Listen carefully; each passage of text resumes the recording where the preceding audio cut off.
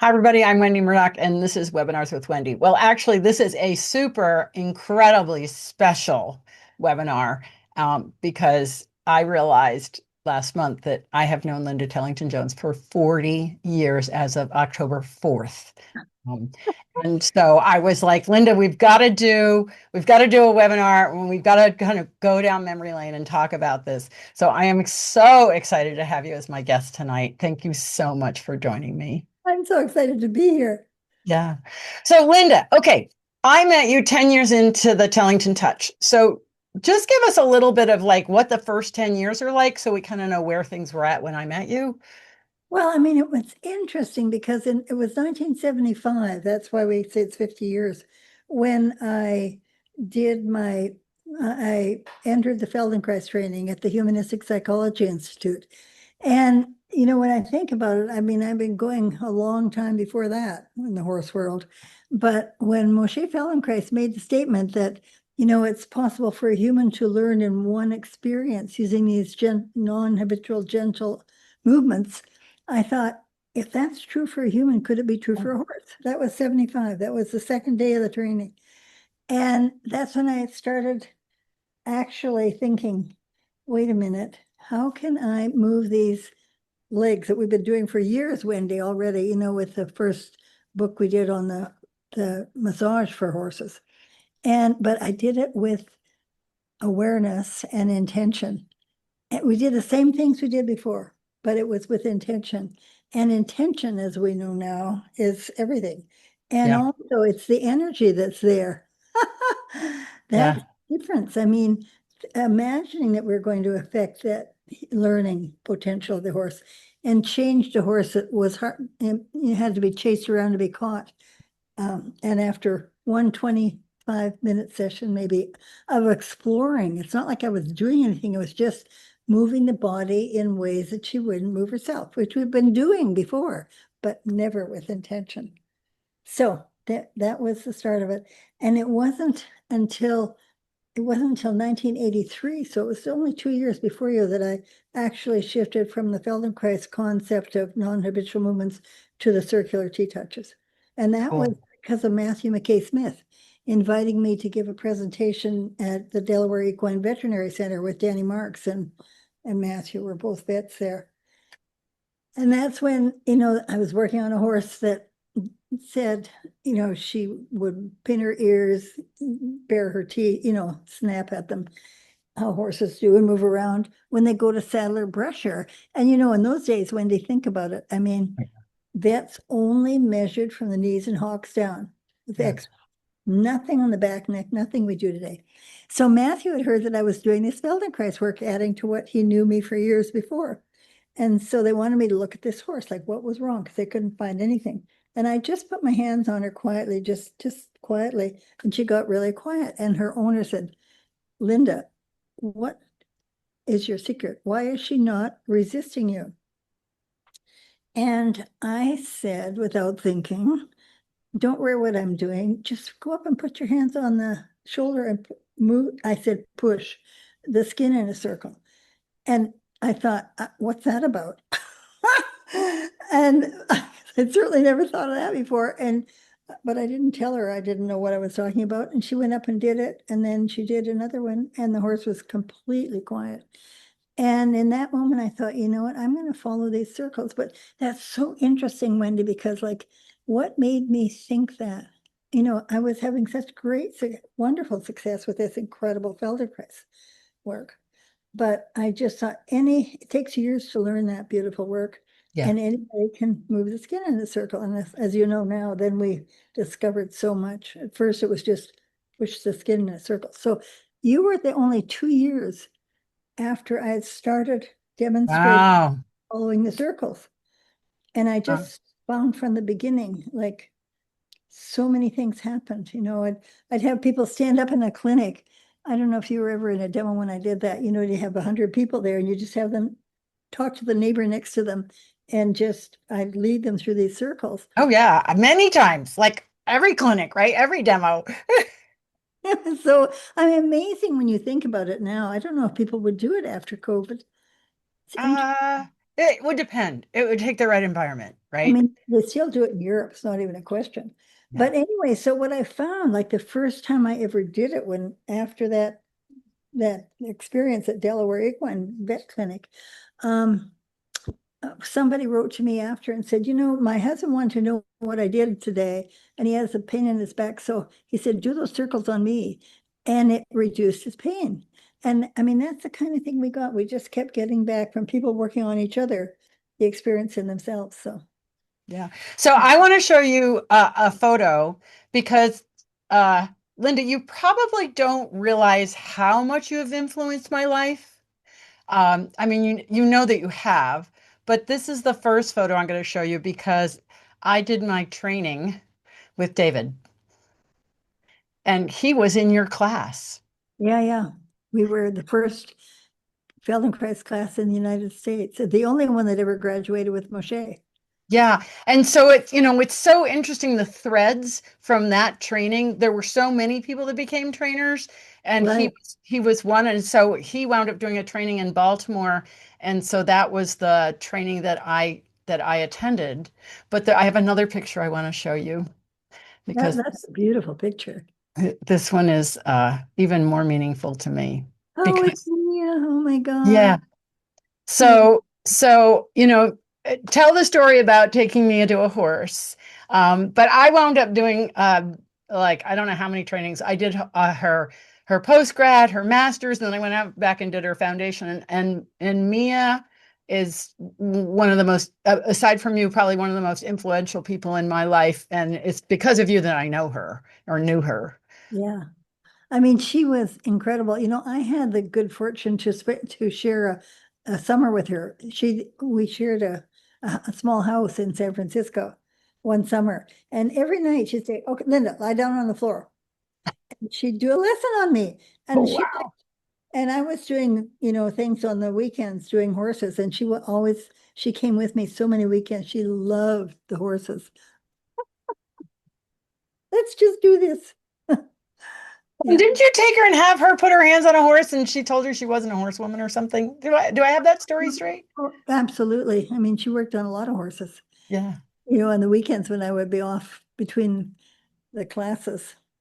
Yeah. Yeah. And Mia was just incredibly special. I never met Dr. Feldenkrais, but I am so grateful to have met Mia because there's so much of the way I work that's a result of Mia's teaching. Oh, I'm sure. I Yeah. mean, she was just like unbelievable. And you know what? I discovered I have a guest book that I brought from Carmel with me from the 70s. And I have for my birthday, I don't know which birthday it was, but I have Moshe's signature on the birthday card. In my Oh, wow. I just found it like a couple of months ago. It was incredible. Wow, that's really special.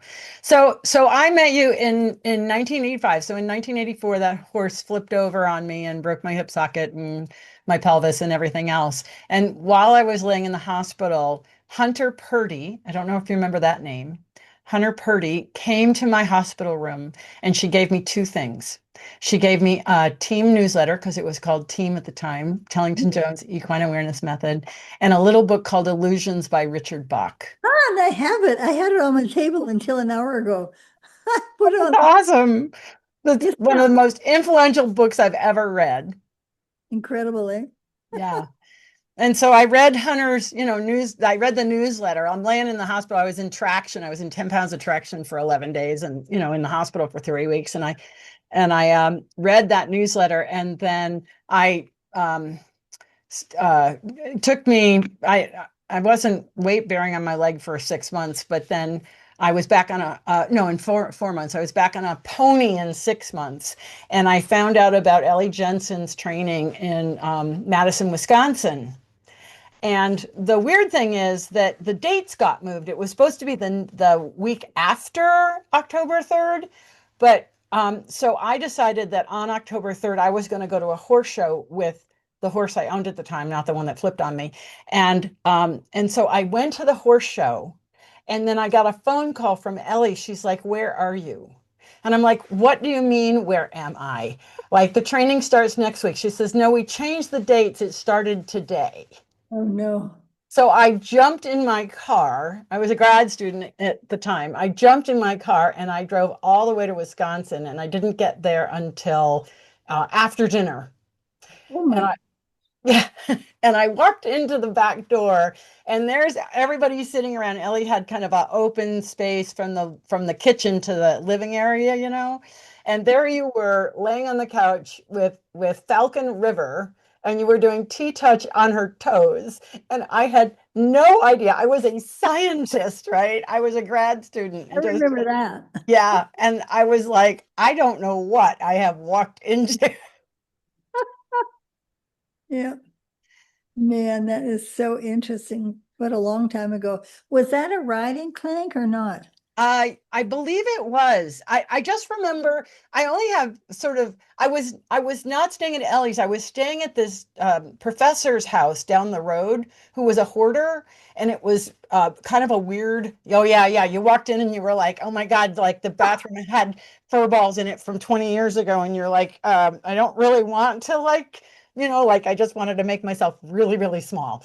Um, so I don't have terrific memories of the clinic, but I do remember two things. One, like on one of the days we were supposed to be doing something, and you're like, nope, and we all jumped in the cars and we drove somewhere to I think a zoo or something to work on the animals. Like you totally changed the program. Like, okay, we're doing this now. Not an unusual thing for Linda Tellington-Jones.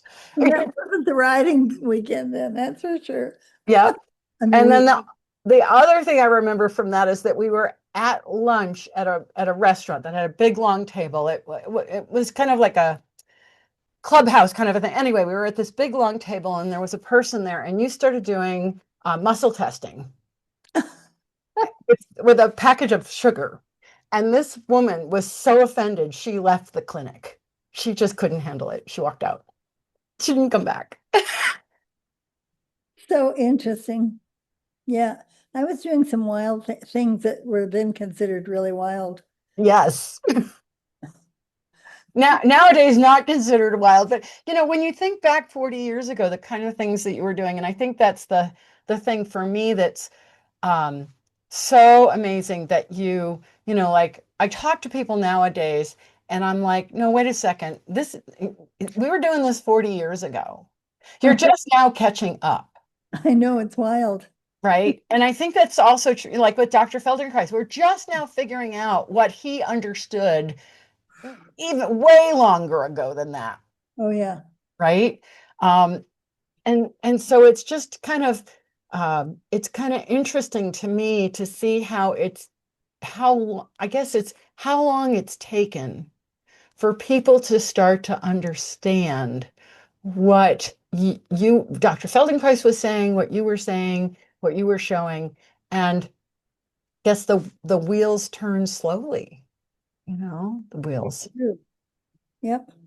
And it was so interesting because during the Feldenkrais training, it was the summer of 75 in San Francisco, and everybody was doing energy and getting this bad energy off. And of course, Moshe, I mean, he said, listen, nobody talks about energy because it wasn't understood. There was no logical explanation until quantum physics came along. And, now we were doing that all the time. I recognize now what I was doing and why I can do so many things. But until I got back acknowledging that every thought we have, Wendy, every feeling, every emotion, every belief is energy and has a complete effect on our animals. And when we recognize that, holy mackerel. I mean, it's really different when you realize that. And the thing about that, Linda, is it's not easy because our habits are so strong. We don't even realize that we've gone into a thought pattern, or we've gone into a habit, or gone into an action that isn't serving us. Exactly. Well, doing the opposite. Yeah. And did you ever hear of a person named um, Joseph Murphy? He has this little tiny book you can get on Amazon. You can't read it. I mean, the writing is so small. I've been wanting to write to him and say, Amazon, for heaven's sake, print this, because this guy was a major influencer of so many people. And he was talking about the subconscious. And I had to go back and listen a couple of days ago and I didn't do it. But he said like every second we have like only 40 conscious thoughts and we have way more than, I mean, I thought he said a million, but it was more than 100,000 in a second of the subconscious thoughts. And those are what control our lives. Yeah. Every time we say, I'm so tired, our whole immune system gets blasted. And he does these wonderful things on YouTube. I mean, these lectures are free on YouTube. And I have realized, wait a minute, I'm shooting myself in the foot because I've been tired from chronic from Epstein-Barr for, since COVID. And I was saying that, and you can't say it. And with we know that one of the basics, Wendy, with our horses and our dogs has been, listen, if you want to change your animals, you have to change your mind. You see them the way you want to see them, not the way the problems, the issues you've had. And I'm, now you can listen to Joseph Murphy, who's been out there since the 40s. And I you, just found if it's Joseph Murray, the mind recognize your see sharing Joseph Murphy's secrets. It's on YouTube. I'm just putting that link into the yeah, chat. could have been, yeah. Absolutely incredible. I mean, I listen every day to another one because you can't, I mean, I find myself all the time. I'm thinking, oh, I broke my toe a couple of days ago. And I was thinking, oh, poor toe, instead of saying, wait a minute, send the light in. What am I doing? Oh, poor toe. I can walk. Yeah. But Yeah, and it's cultural, it's habitual, it's reinforced um, for us to be not who we truly are, right? Like we get that reinforcement a lot, and yes, it's requires that we pay a lot of attention. But it takes energy to pay that much attention to your thoughts, like to start weeding them out. really. And in support, Yeah. reminding each other. I have when Barbara Owens was here for 3 or 4 days, we were watching these and reminding ourselves, what was that? Oh, yes, really. It's amazing. But with our animals, it's the same. Wendy, I was thinking, I remember it's been about 10 years ago, and somebody brought a horse that she'd bought as a problem. And she was saying, well, this horse can't go in a group with other horses. And I always have like 4 or 5 horses in the arena. She said he has to be alone because he'll buck. I said, oh, really? When did he buck last? Well, when I first caught him, how long ago was that? 10 years ago. Oh, geez. But that's common. We do that. Yes. We hook on those old things. Yeah. And, So one of the things I think it was at that clinic, I'm sure it was, that struck me about you at the time was that every time somebody told you a problem, you would go, "Isn't that interesting?" And it became, I don't know if you know, it's sort of I, a meme. I do. It Uh, is because it's my favorite thing. yeah. Don't give it energy. Listen and see the perfection. I And mean, it just, I can remember it working on my brain. Like, what do you mean, isn't it interesting? That's an awful, like my habitual thought is that's awful, or that's no, this is like you, and you're like, isn't that interesting? And so I mean, I say the same thing, right? 40 years later, I go, isn't that interesting? Because it was such a great way to reframe what we would otherwise see as a problem. exactly. It doesn't give it the power, the emotional power. Yeah. Right. Yeah. Right. No, that was one of the things that was so striking. And so, like, okay, so I went home from that training. That was in October, and of course, I'm still a grad student. And I had finished up my master's degree, which was in equine reproductive physiology, which I don't use at all. Except the one thing I learned from defending my master's was to say, if I don't know, say I don't know, and then tell them what I do know. Okay, so that was very powerful. But then I wanted to start a PhD, and I wanted to look at either the equine spine or navicular. And James Rooney was my mentor, Dr. James Rooney. And so you were going to Connecticut to Kim Galler's because to Kim Walnis's because she Oh, was going to Galler in Australia. And so in February, you had this clinic. And I came up to that clinic and I brought a tripod, a massive old clunker video camera, some videotapes, and Peggy Cummings rode this horse that I put dots on. I probably still actually have that footage to look at the difference in the horse's movement before and after doing TTouch. Oh, interesting. Now, the sad part is in 1986, to analyze the data, you had to what's called hand digitize. You had a board and it had a pointer, and you had to stop the footage and you had to touch every single point and then go to the next frame and touch every single point. Because in 1986, the technology we have today that does it in less than a nanosecond did not exist. But I was at that clinic with you with Kim in the winter. I don't know where I have no clue where I stayed. I just remember being in Kim's, she had an indoor and a barn, and I think they were attached. And it was winter, right, in Connecticut. So there was snow outside. But do you remember that clinic? I remember the horse of hers that I worked on. I don't remember the area, the location. But you worked on her horse, the gray goose. He was the one that was Right, going. right. And so while I was there, hang on, I'm gonna find this picture. And I remember what I want by working on him, I mean, I wanted him to have a spa week, like a Yeah. really special week that made him feel really good. And it did because he went to Galler and there was I can't tell you all the circumstances around it, but she wasn't put on the team. But I believe the Grey Goose got around and a lot of the US team didn't. But at that clinic, I met this person, Sally Swift. Oh God, look at you. Look at Sally. My God, isn't that a great picture of her? Yeah. Oh, wow. And I was doing some tail pulls, right? The tail slides on the hair. Yep. And and I didn't know who she was, but Peggy was there and Kim was there, and this little tiny gray-haired woman comes up and she goes, "Oh, look, it's going all the way down through the spine." And that's how I met Sally. Wow. We were so blessed. Yeah, yeah. So that was just the second clinic that I went to with you, and how much that affected my life because then I apprenticed with her in 1992 and I was her last full-time apprentice. Wow. Yep, Cool. yep. And What so a woman. huh? What an incredible woman.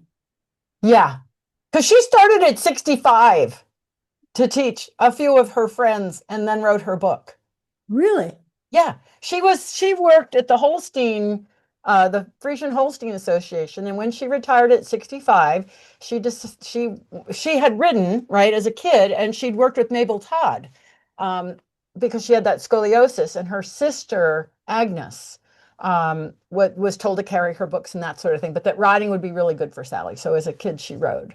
And then in 1985, sorry, and when she was 65, which I don't know what year that was, but it was in the 80s, it was around then. Um, she wrote her book with Carolyn Robbins from Trafalgar, right? Was that you know Carolyn? I know Um, her very well. She edited every cent. I love editing with her. She is just phenomenal. yeah, yeah. Mm, amazing. But she sat down and wrote, and they wrote Centered Riding. And Sally was teaching up at Denny Emerson's place, but she didn't start teaching until she was 65. That's wild. Yeah, Yeah. yeah. And her book, I think, the last I heard, it's still the number one educational horse book, right? Sold like a couple 100,000 copies and it's in multiple languages. It's a huge influence because you know at the time riders, it was always the horse was the problem, Yeah, right? It was absolutely. Yep. always the horse. And you were teaching how many points you were teaching the cavalry seat basically. How many points to the seat? 33 points to the balance seat. Okay. Can you tell us what those 33 points are? You have to have the list. I mean, but it was really incredible because, one of the primary things that most people don't get is this straight line from the elbow through the hand to the bit, because every rider, and I'm talking about all the Olympic riders, just see if I have to tip my thing down a little bit more.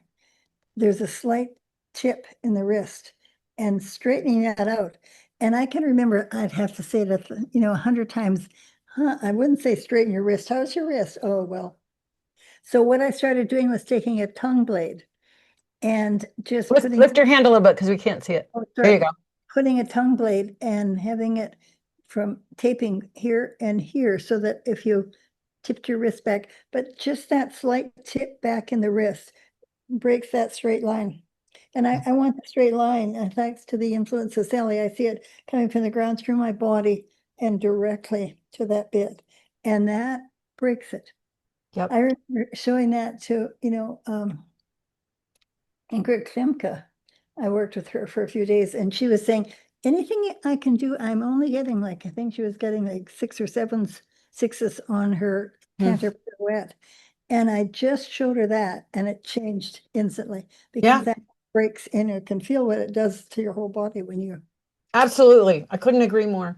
But the other thing I remember you teaching is the TB. Oh, absolutely. Yep. Yeah. Yep.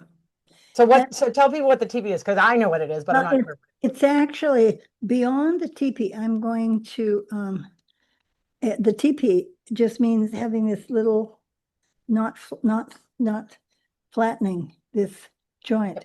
Take your But hand back just a little so we can see it. There you the, go. Up. There you and go. Got it. There you go.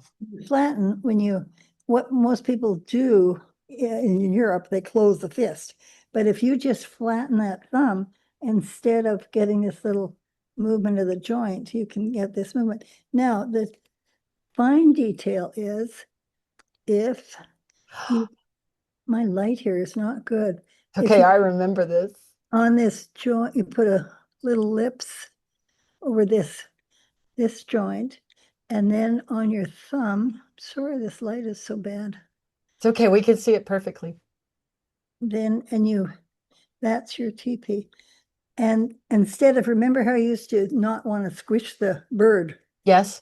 but you want to leave this open. Can you see it? No, I can't get I this. think so. The open space between the thumb and the first finger. Yeah, yeah, yeah. There we go. Yep, yep. But the big thing is where you put the joint, because if you put your thumb on the second joint, just try it, everybody. Put your thumb on the second joint and you'll feel the restriction. I can Oh feel it yeah. all the way up into my ribs, Yeah. actually. And you lose that restriction. You free that up as soon as you put it on over the first joint. Yeah. Cool. So these are, like just these things that I remember from your teaching, right? Things like that have stuck with me. Some of them big and some of them small, but all of them just amazing. Yep. We were so blessed. I mean, I was so blessed to have went because what and just couldn't believe it, Wendy. Recently I found a photograph of Went Tellington jumping, it's probably a meter. It was just a low jump. And I'm sure that he had not been on a horse at that point for oh, maybe at least 10 years, maybe more. And he's in perfect condition, like perfect. And I thought, isn't that interesting? That's what I mean, I was so blessed because I was one of the pony clubbers. Each year they chose 10 pony clubbers instructors from around the United States to go and work with Captain Marsden at Tillawookett riding camp in, I guess it was for Vermont. And I had 10 days with him, and that was a really big deal. Wow. The biggest thing I learned, listen, you all, we were riding these, there had to be several warm bloods there, and they had these big fat snaffles, German Oh, snaffles yeah. were terrible. I still And have one on the wall. I mean, the horses are so hard mouthed, and you'd have to keep exactly a meter distance, which is what I learned from there, which is really fun. So, I went away from there thinking, okay, my slowest horse is going to the back, and my fastest horse is going to be in the front.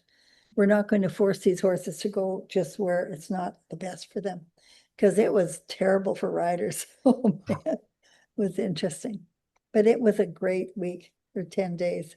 And it was really funny because I was giving a afternoon lecture to veterinary students at is the vet school in North or South Dakota.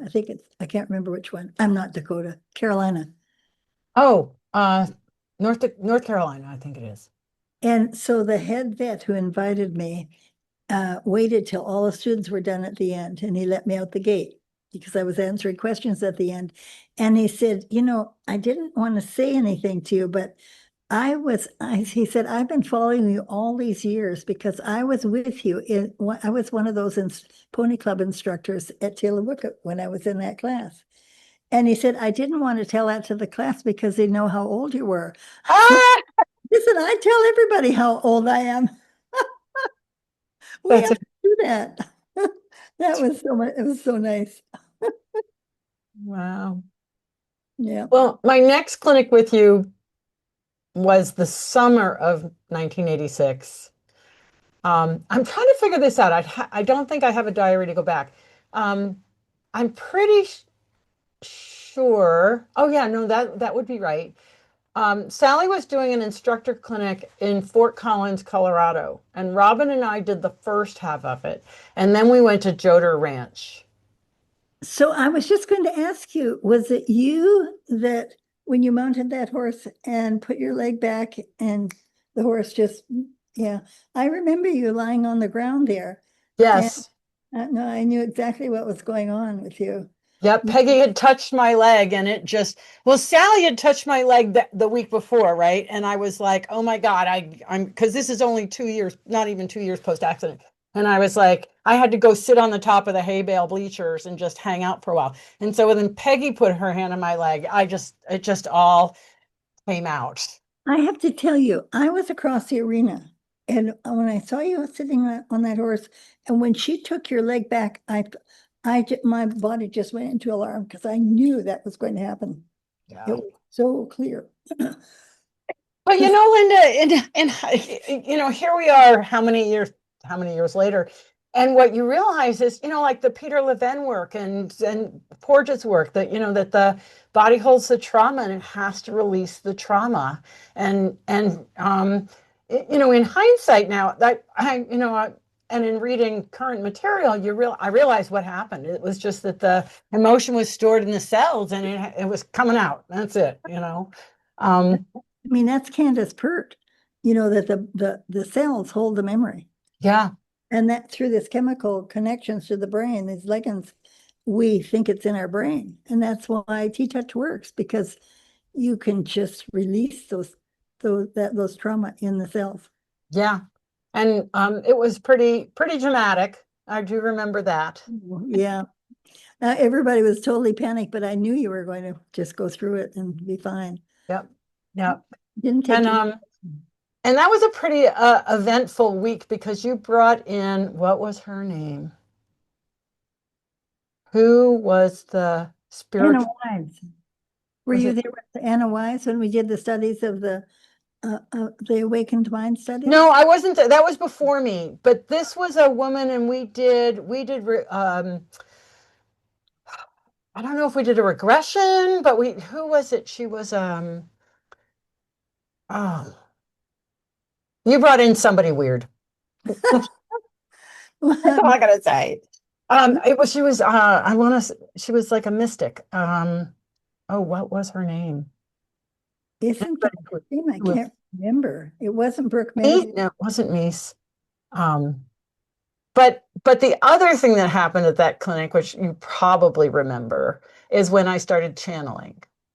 No, I don't. You don't remember that? No, but I'm not surprised. So the Joder Ranch is on an old Indian burial site, I believe, right? I'm sure. And we were having lunch, or we were about to break for lunch. We were all in the living room, and we were about to break for lunch, and all of a sudden I was like frozen and couldn't get off the couch. And you had the wherewithal to record it, and you recorded my speaking in tongue. How was that for you? Huh? How was that for you? Were you freaked out? It was kind of weird, seeing as how you're kind of a scientist and now you're like speaking in tongues. Um, um, so and I think at the same time my right arm stopped working, like something happened there. I couldn't really lift my right arm anymore. And we were there for like almost 2 weeks, right? We were there for a long time. Yeah. And you took the recording and had it translated. Yeah, I'm surprised you don't remember. Robin would remember this. That Robin was there. she would remember. She would remember it. Everybody who was there would remember it. I'm trying to think of, I'm trying to remember who was in that class. But anyway, it was about the loss of the Plains Indians and the land and that sort of thing. So Oh, that was yeah, that was a pretty, I don't have the recording. I don't know whatever happened to the recording. I never got a but copy. you remember it. I remember that it happened. Absolutely. I remember that it happened. But the other thing that we did at that clinic was we started working on the logo. Really? Yeah, the horse with the hand. You had it at some level, and then I did the calligraphy of the words around it on the Oh, cool. original logo. That was done in Moscow. That Andrei Orlov, he's been the, what do you call it? What do you, he's won the Writers Award. What do you call it? Oh, Pulitzer Prize? No, not Peel. It's for the country. Anyway, he's the one who did it. The Just original. yeah, Yeah. you Logo. had that. The hand, right. Yep. And then I did the calligraphy for Oh, the cool. words around it. Yeah. That's great. How fun. Yep. And you were just I guess you had just come back. You went to Moscow, and I don't know if you'd just come back from Moscow or you were about to go to Moscow. Can't remember at the time which happened when. Well, I did both. I was there like 8 times, in from 84 to 89. Yeah. Yeah. So, and you were in the process of naming all the touches. Can you believe we now have like 20? And the reason we have so many, every time, so I remember like we have these different touches based on almost all of them on animals I've worked on. And in Oregon, at one of the trainings at the Humane Society, some person said, oh, that she had a really hard time doing the clouded leopard, with the pads because from working so much on the computer, boy, her fingers were in trouble. So I said, oh, can you do this? Can you just put one hand on the other and with this curl your finger a little bit so this part is soft? And she could do that. And it was so cool. Wow. And that's how the banana slug came along. If you stiff it to curl a little finger, like if you curl it, that's what do you call a little it's a hummingbird. Because if you straighten it, that gets hard and it's not nice to do that.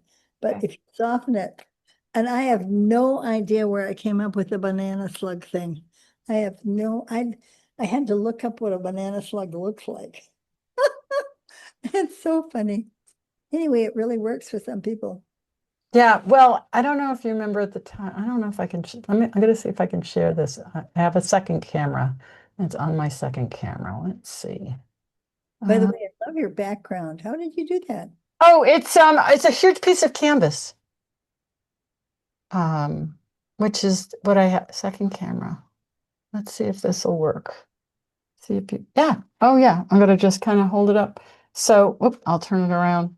So, do you remember that I have a better picture of it? I did the needlepoint belt for you with all the animals. Oh my gosh, that is beautiful. What happened to it? Where is it? I don't know. You had it, Oh and my then God.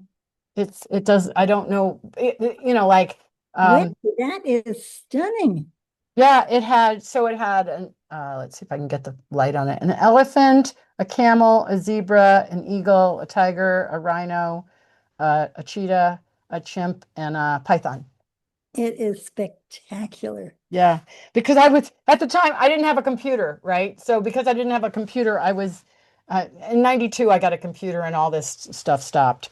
Um, but that elephant was part of that was I believe this whole thing was channeled to me because I don't know how I could ever I stitched this from just an outline. It It's was inspired by your by your work. it's wild. Wow. It's so beautiful. Isn't it? Thank heaven you have a picture of that. Yeah. How does it make you feel when you think of you doing it? I mean, isn't that wild? I mean, I still do needlepoint. I just don't do my own designs right now. I'm doing, just patterns. Um, and it's like at that point in my life, like I said, I didn't have a computer and I didn't really have a TV too much, TV was like you had three channels. And so I did the fiber arts, and that was one of the things that I did a lot of. I did belts and That is so cool. yeah, but that was all inspired from you, from your touches. Oh, wow. Yeah, Yeah, it's stunning, eh? yeah, yeah. I Amazing. was so glad I have pictures of it. Me too. What a beautiful. I wish you'd send that to me. That would be so great. I'd love it if you'd send me a picture of that. Oh, I can do that. No problem. Yep. That'd I'll be see if I can find the close-ups of all the different animals.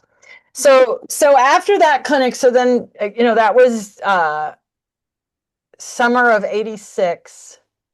And then you did some clinics in New Hampshire. And I lose time frame a little bit on this, Boy, me too. I mean, that right? late 90s, 80s, late 80s. 80s. And so the next one I remember was the summer of 87, and it was at Liz Bakeland's in Vermont. Okay. And that was the hysterical clinic. That was such a fun clinic because we were so silly. I don't know if you remember how silly. Oh yeah. Yeah, Well, did you stay in the house? I don't think I stayed in the house, but I was at the house most of the time. You know, that house had closets that you'd walk into and there'd be a door and it would go into another room through the closet. It was Well, and then there was the door that used to travel from bed to bed. And do you remember? You don't remember this? Liz Bakeland had a blow up person for her car. Do you remember that? yeah, because she'd have it there at night. So it Yes. looked like there was someone with her. She would have it there at night. And then something happened to hers. So I drove over, I don't remember where I went, but I went somewhere and I found another blow up person and brought it back and we put it in her bed. Oh So dear. we were very silly. We did a lot of silly things Yeah. during that time. But the clinics were always they were such an interesting. I don't know what your clinics are like now because I haven't been to one in so long. But the clinics back then were, you know, um, half silly, uh, educational, and then one of the things that I remember is that you were constantly evolving and changing. And thank God for Robin because you got to the point where we'd come back from a training and we'd show you what we were working on. You go, I never showed you that, and we're like, where else did we learn?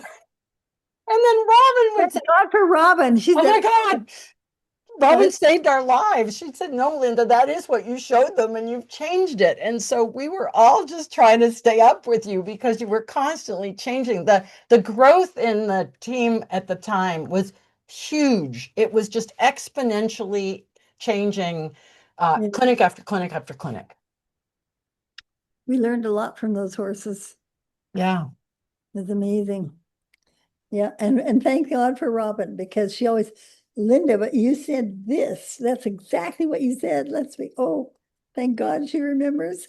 Yes. Yeah, because we all felt insane because we're like, no, where else did we learn this? And you're like, no, this isn't how I did it. And then we're like, well, what are we supposed to do? And then Rob would come along and go, no, it's okay. That's that Linda show. She's now changed. And so this is what she's doing now. So Robin is really important because she helped bring structure, if you will.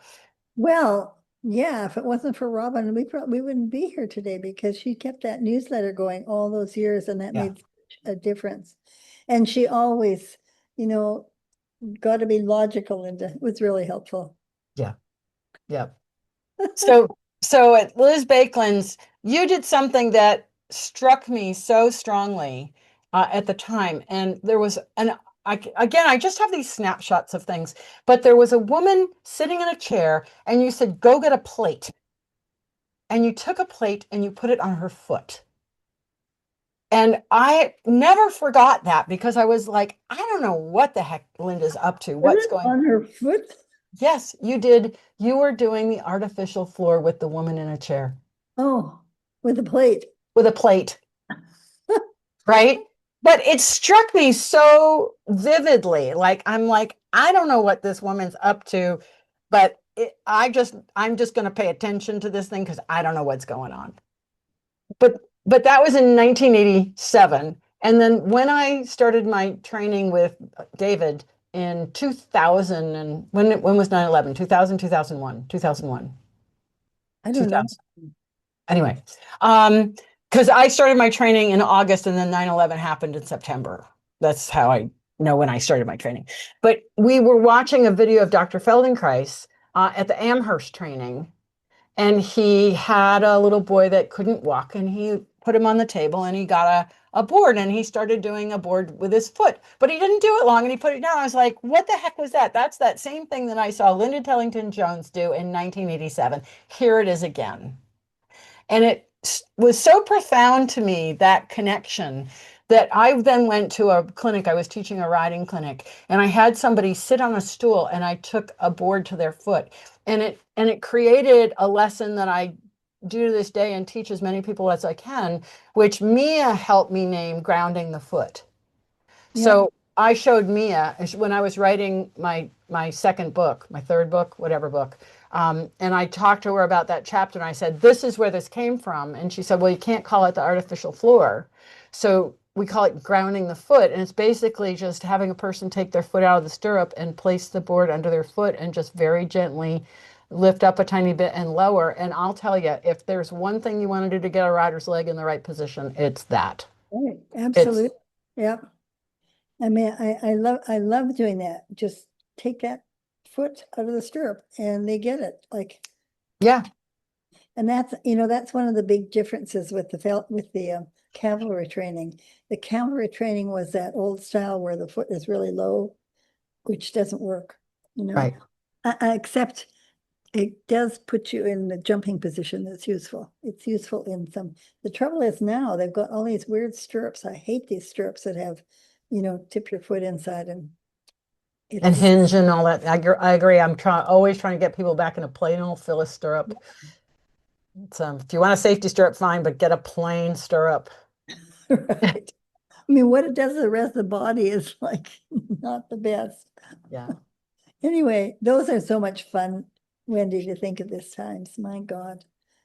Yeah, Yeah. I mean, these are just the moments that, there was, and it's so interesting, Linda, because maybe you did it for a minute, right? Maybe you did it for 2 minutes, but it was just something that called my attention, and it was like, pay attention to this. This is important. I don't know what this is, but this is really, really important.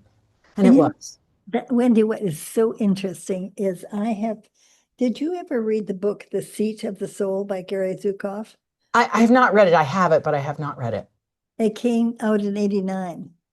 And I had read the Dancing Wu Lee Masters before that. It's still the Oh, I book for remember that one. lay people for quantum science.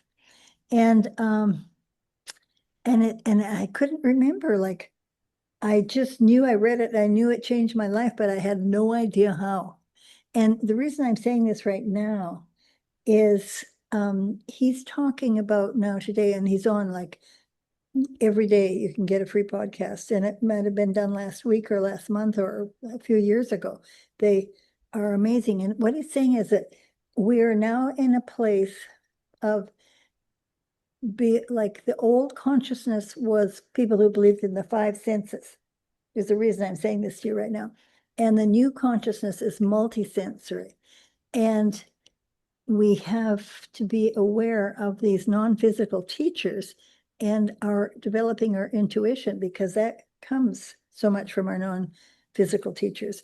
And the fact that that set in your mind, that board, in your mind. That's your intuition or non-physical teachers. Just reminding you, put this for the future. And we do it all the time. It's so interesting. And when we recognize that, you get to see all the miracles we have around us that we create, actually. It's so exciting. And it's all about what he says, it's what we've been doing with our animals for years. I've been so blessed because I've been just like transmuting. He doesn't use the word transmute, but it's changing, consciously changing anything that's fearful to love. And love is everything: gratitude, appreciation, forgiveness, compassion, understanding. And that's what we're here about. And that's the world. We think that the world, we see that the world is in chaos. It's not just our country that's so Oh, split. no, it's not. Mm-mm. And right now it's all about coming to that recognition of multi-sensory consciousness. And the fact that one thing that came that was so important to you, when you think of these points that you got over the years, interesting, isn't it? How it led you somewhere else, it stayed with you. Yeah. Yep. I am in such a place of gratitude, and it's so much fun to share this with you. I know it's great. It's like this walk down memory lane. So at that clinic in the summer of 87, Robin said she was going to Australia. And I said, I would love to go with you. And so she didn't say yes right away. It was a couple of weeks later, and I got a call and she said, you still want to go? And I was like, yeah, I want to go. And so Robin and Copper Love and I have a picture of Copper from that. I'll show you. Let's see, I just have to go back to share and share advanced and go back to second camera. I'm so glad I figured out how to make this work because I didn't know how to get but there's Copper. And look how young she is. And this is in Australia. And so we went and did a 6-day clinic, and Ro Gelbart was there, Ken and Ro, who Robin's still in touch with. And then, Yeah, I remember. Yep, here's Robin, working with a horse. And here's Robin and Gelbart. Is And Edie Jane on the right? Edie Jane didn't go on that trip. Who is that on the right? Might be Robin. That's Robin. That's Robin. I couldn't tell from her hair. Yeah, no, well, that's one of the things I was looking at is like, okay, that was perm years, right? That's when we got perms. But that's Robin. And here she is working on a kangaroo, right? And so we went and my computer come back here. And we were, it was supposed to be for 6 weeks. So I went with Robin. And actually, what was really wild was we were leaving in November, and Black Monday happened in October in 1987 when the market crashed and people jumped out of the buildings in New York City. And I was at the time waiting tables at a restaurant that in New Canaan, Connecticut. So the train from New York deadheaded across the street from the restaurant where I worked. And only one person came in that night, and he left $100 tip, and the place was deserted. So he had obviously sold short. But it was just a devastating moment in history. So that's like, and then I left November 13th. And I went with Robin, and I was supposed to be gone for 6 weeks. But at that point, I was living with my mom. My dog had been killed, long story. I didn't have anything to call me back. So I decided to stay. And I stayed for a year. Really? Yep. And I lived over there for a year, and I had to leave in 6 months. So I went to New Zealand. But one of the things that I did while I was there, and I don't know if you remember this, is the Course in Miracles. I don't remember that you did it. But no, but you remember the Course in Miracles. Oh, I've done it many times. Yeah. Multiple times. So tell us about the Course in Miracles. Well, the thing that's so interesting, the wife of Jerry Jampolsky, who's one of the major majors in the Course in Miracles for bringing it out. You know, he wrote Love was Letting Go of Fear. And he and his wife, Diane Cirincione Jampolsky, I met them just when the course first came out, and it's 50 years now. This Oh, is the wow. anniversary of the Course in Miracles this year. Yeah, she called me yesterday morning. And it's so interesting because I did it the first time, but the second time I did it, I got this. I remember coming to this sentence that said that aggression comes from a place of fear and is a cry for help. And I thought that was 82 when I got that. And that had such a huge influence on Wow. on how I work with animals, because I thought in that moment of the horses that I'd given a whack. You know, if they did something, I called it what I call the clap of thunder. Clap of thunder. Just one whack. And I felt so bad because I thought I could have shown that horse what we wanted instead of punishing them for what we didn't want. And we started breaking things down. And Robin is I mean, she's unbelievable. I mean, Oh, I serious, know. Really. serious, unbelievable. And, you know, we just keep breaking it down and down. And so you get to the point, wait a minute, how can we best show this horse what it is that will keep them safe, us safe, everybody in harmony without force? Showing them what we want instead of what we don't, punishing for what we don't want. You know, and that course had a huge impact on me. Madeline Ward says you introduced her to the Course in Miracles in Palm Springs. Oh, interesting. I just saw your name, Madeline. Oh my Yeah. God, the times I've had with you. Yeah, amazing. She's incredible also. We know so many amazing people, I Wendy. know. I know we do. I keep talking to him. It's really awesome. I love it. It's really awesome. I love it too. Yeah. Yeah. So I was there for a year, and I went over to New Zealand, and I don't know that you ever met Coral Bolton. Coral Bolton was one of your biggest fans. She was in South Island, New Zealand. Hmm. She just must have just gotten the newsletter because back then there was no internet. It didn't exist. And she had followed you and knew about team, and I met her, and she remained a friend of mine until she passed a few years ago. I don't know if I have that picture of Coral. Um, I do have a picture of Coral here somewhere. Um, but she was just a dear, dear soul. I thought I had a picture of her here somewhere, but I can't find it. I can't find it right now, unless it's a hard picture. Um, but she was just, one of your biggest fans. And when I had to, because you had to leave the country, you had to get out of Australia in order to renew your visa. And so I went over and was with her. Oh, here's somebody that you might recognize. There's Coral. I got a picture of Coral. I'm going to turn my lights on here. It's got Okay. Yeah, no problem. I'll just go to my second camera here. Share advanced, second camera.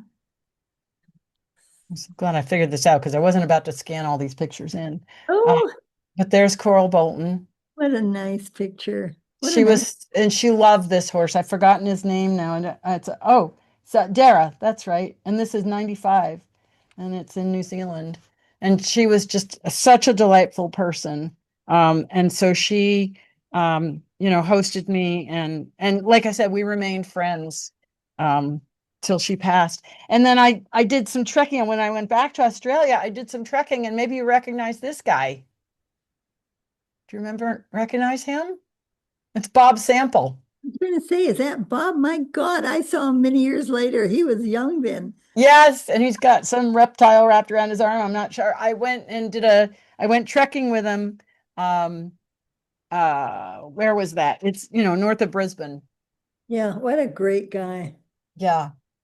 Seriously, great guy. So that was another connection that you made for me was him, and I had a lariat rope, and I showed his son. I just handed it to his son basically, who used it with his endurance mare, and then he won the quilty bridleless. Great. Yeah. Yeah. Bob was an amazing guy. Is he still alive? I have lost track. Okay. He had a really hard time because, he just let people in to that place and they finally kicked his horses out. Yeah, we don't want to hear about that. I mean, they took over. Oh, that's sad. Yep. Really sad. He didn't want to own the property. That's why it was called Crystal Waters. That was the name of the person That's right. who owned it. Yeah. So, yep. Great guy. Yeah. Big influence on Australia on endurance riding, that's for sure. Huge. And then he was chef to keep for Japan. Oh, that's good. Yeah. Yep. Yeah. For their endurance team. So that was, so I lived there till 88. I came back November 88 and uh from glorious, beautiful, sunny to winter in Connecticut. I know that was just really rough, really, really rough. Um, but then I did a clinic, and I don't know if you remember my little cat Cosmo, my handicapped cat. I don't have a picture of him. Team. Um, I went to do a clinic in Pennsylvania, and I came back with this cat that had cerebellar hypoplasia. And so I would bring him to the team clinics because I couldn't leave him home. And I remember going back to New Hampshire. Where were we in New Hampshire? Oh, what's her name? They had a huge place. Were you ever there? Gorgeous. Yes, and they did driving horses. Yep. Can't Yep. remember. Wonderful. That was one of the most incredible places. And they had places for everyone to stay. Yeah. Yeah. It was awesome. It was really, really awesome.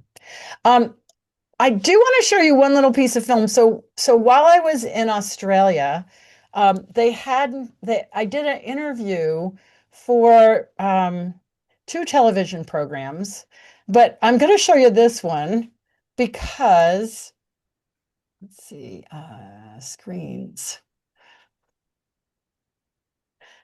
Okay, so Linda, this is when I channeled my inner Linda. Does that not look like somebody you know? That's great. Love it. Wow. And, that I'm gonna play it. The sound is terrible because it was a VHS that we put on DVD that I then put on my computer. But ready to ride. I love it. That's great. And like I said, it's the film is awful and scratchy, but I do ride in bridleless, which the guy told me not to do. I think you can see that piece on here. The ring. Wendy no longer needs a bridle or even a neck rope to control her mouth. That is so nice. Oh. Proves is that I've developed a communication with this horse now, where I no longer have to hold him up, and he's not here to hold me up. And together we can now have a partnership where we can enjoy each other, and he can feel the freedom of his body, and I can feel the freedom of mine. That's really nice. I mean, when I think of all the horses I've done that with, it's so incredible, and people just can't believe it. Yeah. And it's so easy. The thing is, I love it with the horses who are really spooky, because as soon as you take those bridles off, they don't spook anymore. Yeah. I don't know. Do you remember? I don't remember what year this was, but we were in New Jersey at a demo, and there was a horse that was really afraid of crinkly sounds. And so you decided that I should ride him and then take the bridle off. And then you came up with cellophane and all his crinkly sounds. And there's this huge audience, and I'm sitting there going, Linda, don't kill me. I don't remember that. Sorry, I'm glad I didn't kill you. Yeah, you didn't kill me. But I remember it's like, okay, I'm really trusting you here on this one. But it was great, I mean, there's no doubt. So then I went off in 92 and I apprenticed with Sally, and I went down the riding track for quite a while, and we kind of lost touch for a number of years. You weren't far from my thoughts, but we just weren't, I just think it was around 93 I started doing other things and following different paths. And I'm still, it's so interesting because the teamwork, the touch work is so a part of my soul that no matter where I go, I'll go into other environs, into other disciplines and that sort of thing.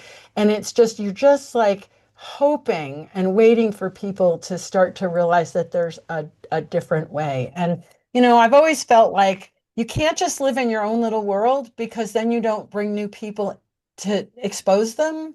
Right. You've got to be willing to kind of go out there a bit into their world. So I spent from 99, oh yeah, for a while, in the horsemanship world, Okay. writing articles. Yeah, I wrote articles for Eclectic Horseman magazine, tons of articles, and I did a Sally came to Europe for Natural Horse Days in '98, and I was already in Europe, so I went and did the demo for her, and as a result, I met people back here in the States. And so from '98 till at least 10 years. I, would do clinics out west and try to bring the sort of the Feldenkrais perspective and the body awareness perspective to people Yeah. through writing and clinics and that sort of thing. Um, so we kind of, like we kind of drifted a little bit during that period of time. And then basically it was in 2012. Well, I'd seen you a couple of times. Oh, that's right. In 2012 or 13, here I have this picture. You came to Virginia.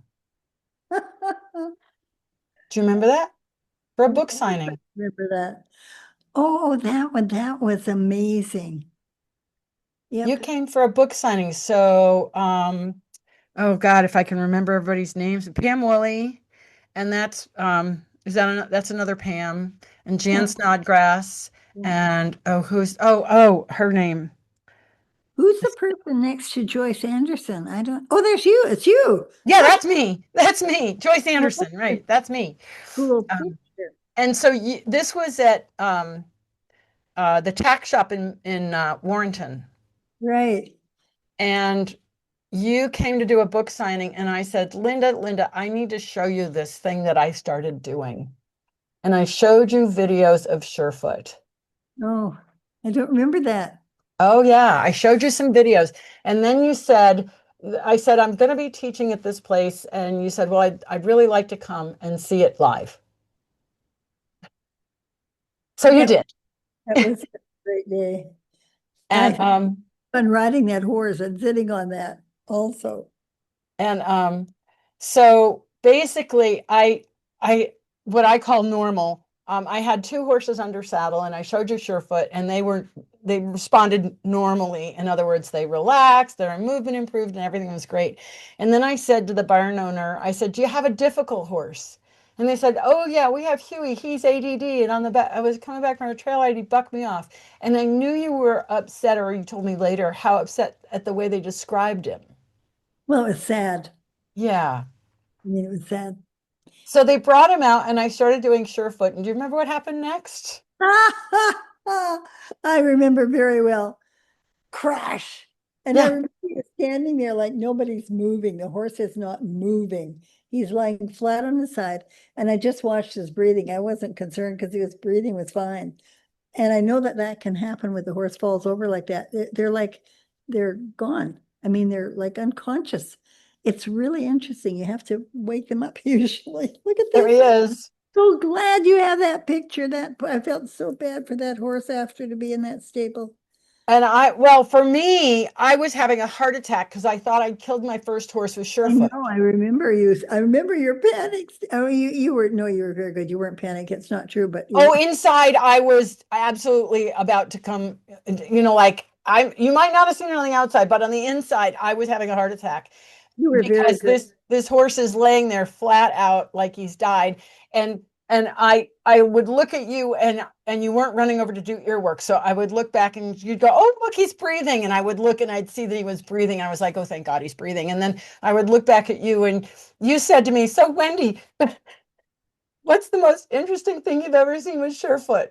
And all I could think was, besides killing his horse. That was really, that is definitely the most interesting thing, I'm sure, right? Yeah. Yeah. And I was like, are you kidding, Linda? You're asking me that question with this horse laying here? And he laid there, what, for 5 minutes? I mean, he laid there for a long time Okay.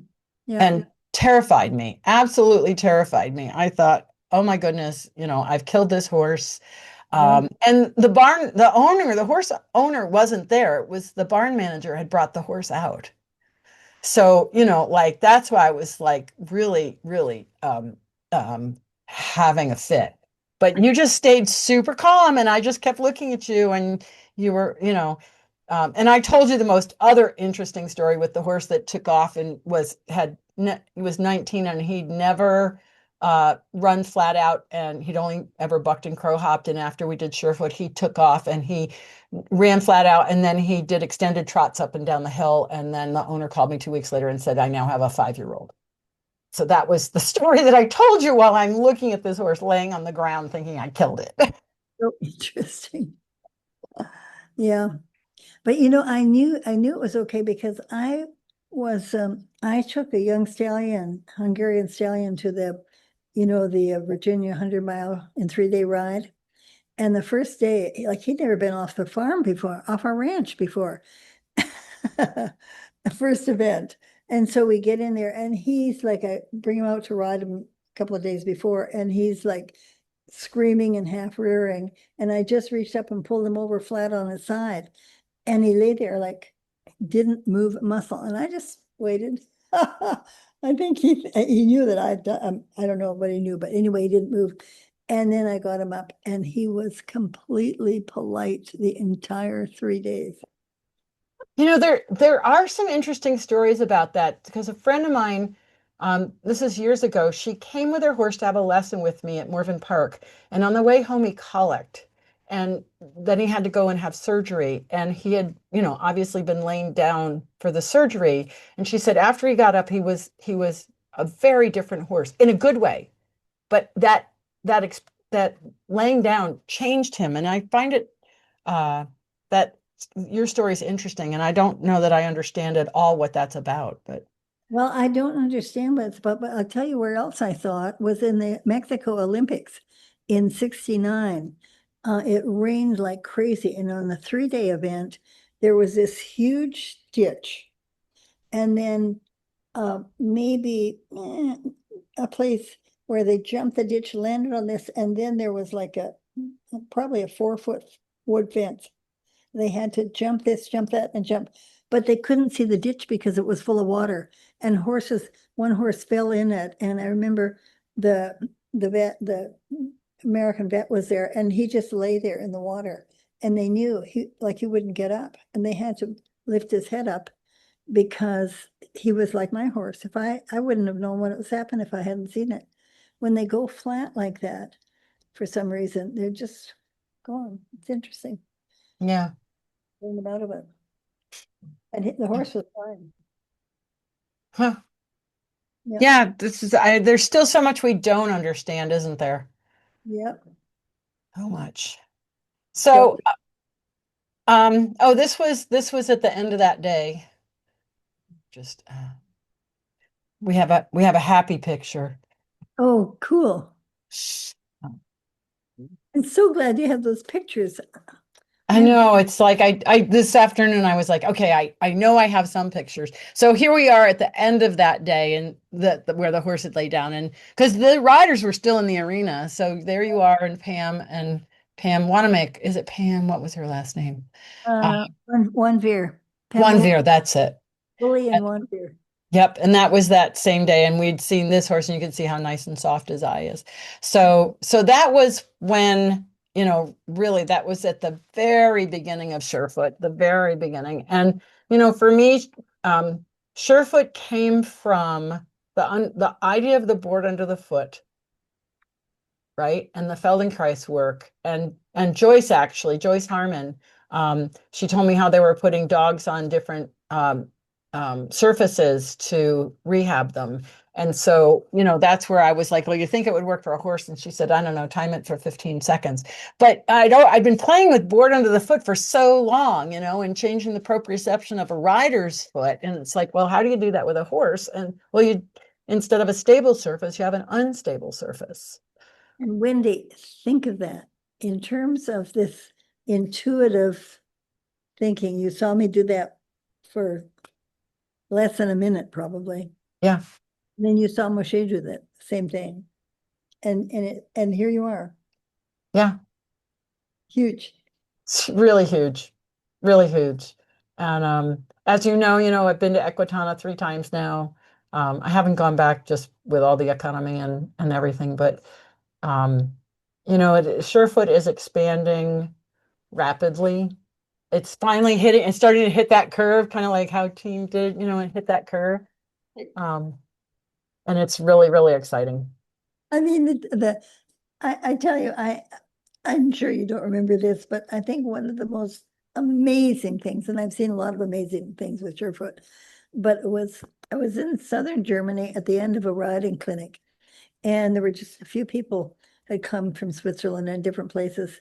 And so we were sitting around talking, and a young woman came riding out on a Haflinger mare, and she asked if she could ride with us sitting there. And I said yes. And she said, well, um, she was interested in the Surefoot because she'd seen us doing it with some of the horses. And she said that this mare was stiff, not forward, yet really slow, and just didn't have any impulsion. And so I asked her if she wanted to get on the Surefoot. And so we put her in the Surefoot pads, not very long. And when she walked off, she had a different horse. The horse had impulsion. She was like soft. I mean, the rider could not believe it. And we could hardly believe it too. It Yeah. was wildly wonderful. And the other thing that I remember when you came that day when I was teaching, we're in, Oh, yeah, yeah, yeah. In Maryland. yeah, in Maryland. And we had a beautiful, big, warm blood 4-year-old that this woman had bred, but he was really lateral. I mean, he stood laterally. He was really not very balanced. And you spent at least 30 minutes getting this horse and normally you don't insist, but I'm so happy you did because just to get one foot on and get the other foot on. And I think you don't normally spend so much time with them is what I understand, but you did. And when the horse moved off, Wendy, it was a different horse. He was he was diagonal, he was balanced, he was a completely different horse. Oh, that's And cool. there's nothing else they could have done with that horse to get that. Nothing. No. Yeah, and I tell it's so up to the horse, but so many people don't have the intuitive sense to be able to feel, this horse has had enough or this horse. So it's the same thing with team, right? I mean, you have the touches and you tell people, and then they want to know, well, do I do this for 5 minutes? Right. Right? Yeah. And that's just I think that for the TTouch and for SureFoot, it's the same thing in that here's the guideline to get started, but then you've got to be present with the being that you're with to make the choices that you make. And you can't teach that. No, you just have to experience it and pay attention to that intuition. Yep. Yep. Do just treat yourself and pick one of the Gary Zukav's Okay. podcasts to listen to. Okay. I'll do that. I'm listening to the book now, but I love the podcast because it's something different every day and it's about making conscious choices.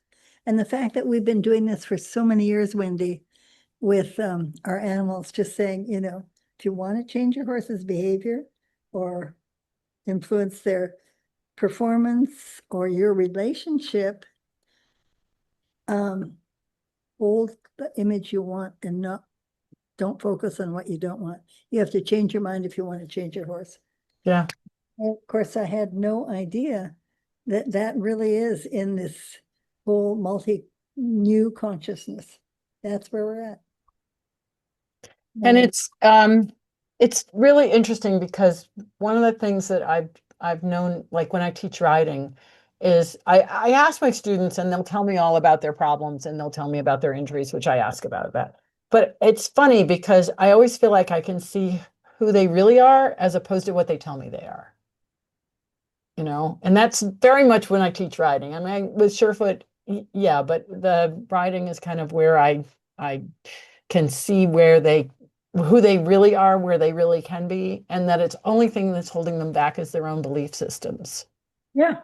And that's why they get so good with you, because it's the same thing. When someone asked, I remember someone asked one of my really wonderful trainers standing beside me looking at a horse, and she said, Linda, what are you seeing? And I think I am just seeing the wow factor, the beauty.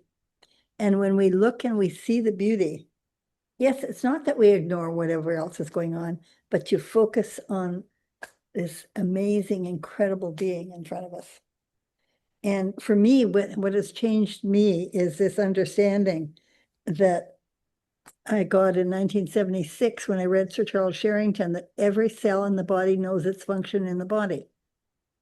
And now in the latest in modern medicine, in a book called The Song of the Cells, what they're saying is, there's this unbelievable numbers, and I can't remember what the number anymore is that Bruce Lipton told me, more than 100,000 known functions in every cell in the body, exactly what they do, but nobody knows what's behind them. So in the Song of the Cells, they call it command central, because something in every cell in our body knows its function in this body. And so when I look at a horse and I see everything that's functioning well, and I see, to me, it's the wow factor. And that's just what you said. You look at the potential of the rider. Yeah. When you hold that potential, you're not seeing the problems. No. You're not seeing the problems. You see the potential. Yeah. When you do that with our animals or our people, it's a great gift. Yeah. Well, Linda, it's been 40 amazing years, and you're still as strong as ever, and you're still out there doing good works. And it's such a privilege to know you and to have learned from you and to be able to take that forward in my own work. And just thank you. That's all I can say. It's thank you. We've had a good run. Yeah, we're not done yet, but we've had a good run.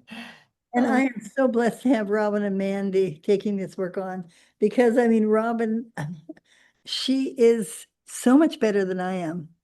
And I mean, Well, she's different. she, she's has it. I mean, she's amazing. That's all I can Yeah. say. Robin, I always say that you're the artist and she's the teacher. Because you're out there painting incredible scenes and, pulling energy, and Robin is like, okay, and this is how you do it. you know. And I mean, what she's doing now, Wendy, it's beyond just the practical stuff. Yeah. Watch her. It's really incredible. And Well, I had so much fun when I came up in 2019. Oh, do you remember? I'm just going to bring this up. When I was up there and you were there and we did the beeline with SureFoot. oh yes. Yeah. That was so funny to watch you guys, Yeah. sisters. Yeah. Well, we're way better now, I'll tell you. Oh, good. And I'll tell you why, because she now understands how much I had honor her. Yeah. I don't think she knew that before, and that was really hard. Yeah.